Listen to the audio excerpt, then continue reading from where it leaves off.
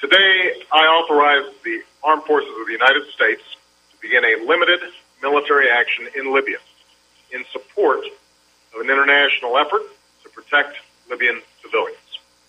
That action has now begun. In this effort, the United States is acting with a broad coalition that is committed to enforcing United Nations Security Council Resolution 1973, which calls for the protection of the Libyan people.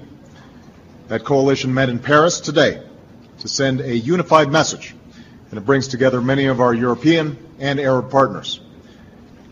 This is not an outcome that the United States or any of our partners sought.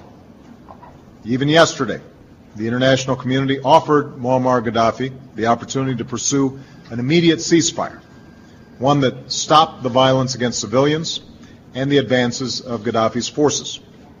But despite the hollow words of his government, he has ignored that opportunity. His attacks on his own people have continued. His forces have been on the move. And the danger faced by the people of Libya has grown. I am deeply aware of the risks of any military action, no matter what limits we place on it. I want the American people to know that the use of force is not our first choice, and it's not a choice that I make lightly. But we cannot stand idly by when a tyrant tells his people that there will be no mercy, and his forces step up their assaults on cities like Benghazi and Misrata, where innocent men and women face brutality and death at the hands of their own government. So we must be clear. Actions have consequences, and the writ of the international community must be enforced. That is the cause of this coalition.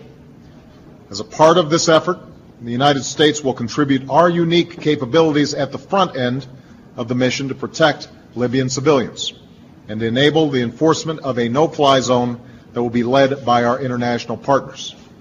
And as I said yesterday, we will not, I repeat, we will not deploy any U.S. troops on the ground. As Commander-in-Chief, I have great confidence in the men and women of our military who will carry out this mission.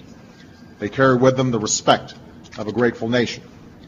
I'm also proud that we are acting as part of a coalition that includes close allies and partners who are prepared to meet their responsibility to protect the people of Libya and uphold the mandate of the international community. I've acted after consulting with my national security team and Republican and Democratic leaders of Congress. And in the coming hours and days, my administration will keep the American people fully informed. But make no mistake, today we are part of a broad coalition. We are answering the calls of a threatened people, and we are acting in the interests of the United States and the world. Thank you very much.